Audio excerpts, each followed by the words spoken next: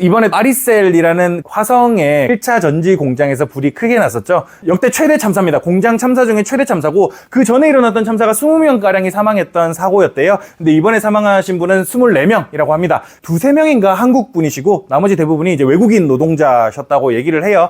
요 영상을 보셨는지 모르겠는데 영상을 한번 보겠습니다. 1차 전지예요. 리튬 전지에서 연기가 나기 시작합니다.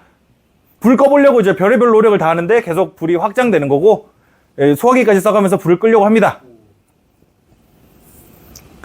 근데 이러다가 순식간에 연기가 온 사방천지를 뒤덮게 되고, 여기서 이제 불 끄려고 하셨던 분들은 대부분 질식사를 하시게 됐습니다. 진짜 이 무서운 게 뭐냐면, 리튬을 희토류라고 얘기하거든요. 희귀하다는 뜻이에요. 땅에서 희귀하기 때문에 희토류라고 얘기를 하는 겁니다. 희토류가 왜 희토류냐? 반응성이 너무 커요. 반응성이 너무 커서 지구상에 거의 존재할 수가 없어져 버렸기 때문에 희토류입니다. 반응성이 너무 커서 다른 존재랑 반응을 해버린 거죠. 반응해서 그러니까 화합물이 돼버린 거죠. 그래서 희토류인 거고, 그러다 보니까 리튬을 다시 환원시키는 데는 엄청난 에너지가, 그리고 환경 비용이 발생할 수밖에 없는 겁니다. 그래서 리튬은 반응성이 정말 높아요. 옛날에 이제 그 과학 실험 동아리를 했었거든요, 고등학교 때. 그때 이제 화학실에 있는 리튬을 가지고 많이 놀았었는데, 리튬은 공기 중에 보관하면 안 됩니다. 반응성이 너무 크다 보니까 공기에만 냅둬도 지 혼자 반응을 해요. 반응을 해서 이제 다른 물질로 바뀌고 그러는데, 혼자 가만히 냅둬도 불이 붙기도 합니다. 그래서 알코올인가 기름인가에 보관을 해야 돼요. 그 정도로 반응성이 되게 높은데, 그 리튬을 물에다 넣으면 불 붙습니다. 물 위에서.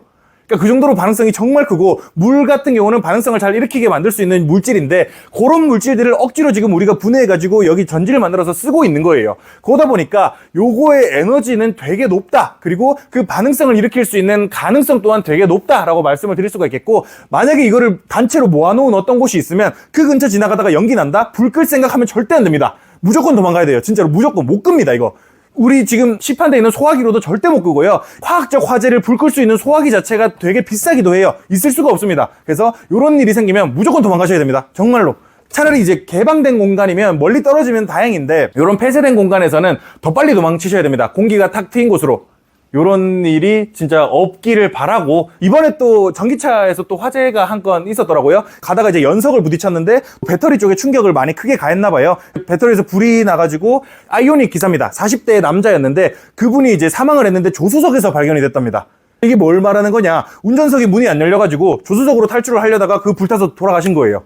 그래서 와, 요런 상황을 보면서 되게 리튬 배터리라는 거를 진짜 되게 리스키하게 생각하게 되더라고요. 자본의 논리를 떠나서 안전의 논리를 생각해 봤을 때 요거는 정말 위험한 것 같다라는 생각이 진짜 많이 듭니다. 앞으로 조심을 좀 하셔야 될 것 같다. 아셔야 되는 게, 차단막이 내려오면 비상문이 무조건 있습니다. 그걸 찾으셔야 돼요. 밀면 열리는 비상문이 무조건 있습니다. 차단막이 내려와도. 그래서 혹시나 불났을 때 도망가는 과정에서 어떤 차단막 내려오면 딴 데로 가실 생각하지 마시고 비상문 찾으시면 됩니다. 그 차단막만 넘기면 살 수가 있으니까. 안전은 언제나 피로 쓰인다는데, 역사적으로도 그래요. 뭐 회전문 옆에 일반 문이 무조건 있잖아요. 회전문만 있었던 극장에서 불이 나가지고 사람들이 대피하는 과정에서 회전문이 양쪽에서 담이니까 서로 안 열리는 거죠. 그래서 정말 많은 사망자가 발생을 했고, 그때 이후로 회전문 옆에는 무조건 일반 문이 있어야 된다는 게 만들어진 거예요. 그런 식으로 안전은 언제나 피로 쓰이는 건데, 제가 정말 안타까운 거는 우리나라에서는 안전이 피로라도 쓰이지 않는 것 같아가지고 되게 안타깝습니다. 이런 사건이나 세월호도 마찬가지고 이태원 사태도 마찬가지죠. 그 사건으로 말미암아 안전에 대한 경각심을 가져야 되는데, 누구를 죽여라, 누구 책임이다, 이런 얘기들만 하고 있다는 게 저는 되게 좀 걱정되는 상황인 것 같아요. 책임자 찾는 것도 중요하지만 우리가 앞으로 그런 일이 생기지 않게 만드는 게 좀 더 중요한 것 같습니다. 그리고 두 번째, 삼성전자 노조가 사상 첫 총파업을 진행을 했어요. 자동차 생산 라인이랑 반도체 생산 라인은 그 성격이 완전 다릅니다. 자동차야 멈췄다가 다시 돌려도 상관이 없지만, 반도체는 24시간 돌아가야 되거든요. 24시간 돌아가야 되는 게, 화성에 12만 명이 근무를 하고 있는데 3만 명이 파업을 진행을 했습니다. 사측에서는 생산 차질이 없도록 하겠다라고 했지만, 지금 당장은 문제가 안 될 수 있겠지만, 이게 만약에 장기화된다면 삼성의 경쟁력 측면에서는 디메리트가 될 수 있다는 점에서 한번 좀 관심을 가져봐야 될 것 같아요. 그리고 이제 암호화폐 비트코인이 최근에 폭락을 했죠. 요거 보시면 뭐야, 얼마 안 떨어졌네 싶으실 수 있는데, 고점 대비 25% 떨어졌습니다.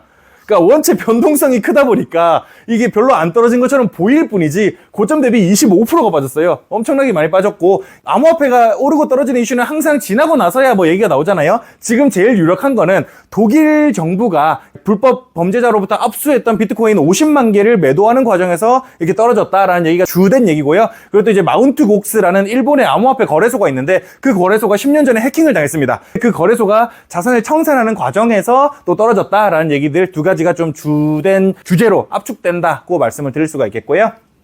지난주 지표에 대해서 먼저 말씀을 드리자면요. 일단은 2년, 5년, 7년물 국채 입찰을 봤을 때 금리가 이제 하향 안정화를 하고 있다는 점을 보실 수가 있겠습니다. 그리고 미국의 원유 재고 발표가 있었는데 3.5 밀리언 증가를 했고요. 신규 실업수당 청구 건수는 계속해서 예상치하고는 크게 다르지 않은 모습들을 보여주고 있습니다. 한국의 산업 생산은 예상치보다 조금 적은 마이너스 1.2%로 나오게 됐는데 요거 관련해서도 3번 이슈에서 간단하게 좀 말씀을 드리도록 할 거고요. 영국의 GDP 발표가 예상치보다 조금 높은 0.7% 성장으로 나왔습니다. 미국의 이제 PCE 물가, 개인 소비 지출 물가라고 해서 정책 담당자들은 CPI보다는 요 PCE를 좀 더 중요하게 생각하죠. 그리고 이제 시장 자체가 지금 되게 또 격앙돼 있다라고 저는 느끼는 게 뭐냐면 예상치에 부합하기만 해도 증시는 지금 폭등을 하는 이슈들을 되게 많이 보여주고 있습니다. 시장은 지금 정말 즐거워하고 있다라는 느낌이 들 정도로 엄청난 모습을 보여주고 있고요. 원래 같으면 예상치에 부합하면 그냥 평이하게 움직였었는데 지금은 예상치에 부합한다는 것만으로도 엄청 좋아한다는 점을 생각해 봤을 때 심리가 지금 어떤 상황이구나라는 거를 간접적으로 유추해 볼 만한 힌트를 여러모로 제공을 해주는 것 같습니다. 중국의 제조업 심리 지수는 49.5로 예상치하고 부합하게 나왔습니다. 지난주 지표에 대해서 말씀을 드리자면요. 한국의 무역 수지가 80억 불 흑자를 보게 됐고요. 예상치보다 높게 나왔습니다. 독일의 소비자 물가 지수는 예상치보다 조금 낮은 0.1%로 나왔고요. 한국의 소비자 물가 지수는 2.4%로 매우 좋은 숫자가 나왔죠. 2.7%를 예상했는데 2.4로 많이 떨어지게 됐으니까요. 유로존의 소비자 물가 지수는 예상치에 부합하게 나왔고요. 잡 오프닝은 예상치보다 조금 높게 나왔습니다. 이것 자체도 고용 시장이 여전히 탄탄하다라는 모습으로 보일 수가 있는데 근데 나머지 고용 보고서상의 수치들을 보면요. 4주 전에도 이 고용 보고서 관련된 지표들을 해석을 드린 적이 있었는데 그때 파트타임 잡과 풀타임 잡의 성장률 관련된 얘기를 했었거든요. 그때 이슈 그대로 연장이 되는 게 뭐냐면 그때 당시에 이 고용 보고서상의 풀타임 잡 감소율, 전년 대비 감소율이 지난달에는 0.4% 감소를 했거든요. 근데 이번 달에는 1.1% 감소를 했습니다. 풀타임 잡이. 어쨌든 간에 이 지표 자체는 잘 나오고 있지만 진짜 건전성 지표를 봤을 때는 잘 나오고 있는지 이제 저는 좀 우려가 된다라는 얘기를 조금 드릴 수가 계속 있을 것 같고요. 미국의 신규 실업수당 청구 건수는 예상치하고 크게 계속 다르지 않게 나오는 모습을 보여주고 있고 미국의 원유 재고는 마이너스 12 밀리언이 나오게 됐습니다. 한국의 경상수지는 4월 달에 배당으로 인해서 적자를 봤던 거에 반해서 이번에는 90억 불 흑자를 보게 됐습니다. 한국의 실업률 2.8% 나왔습니다. 그리고 미국의 원유 재고 마이너스 몇 나온 것 같은데 체크를 해봐야 될 것 같고요. 10년물 국채 4.2%대로 좀 하향 안정이 되고 있습니다. 한국의 기준금리는 3.5%로 동결을 했고요. 그리고 오늘 저녁 소비자 물가지수 중요하게 봐야 될 것 같고 30년물 국채 입찰, 신규 실업수당 청구 건수, 미국의 생산자 물가지수를 좀 주목해서 보면 될 것 같습니다. 다음 주 주목할 만한 지표로는 중국의 2분기 GDP, 중국의 산업 생산, 한국의 광의 통화 증가량, 미국의 소매 판매, 유럽의 기준금리 결정을 집중해서 보면 될 것 같습니다. 혹시 궁금하신 거 있으실까요?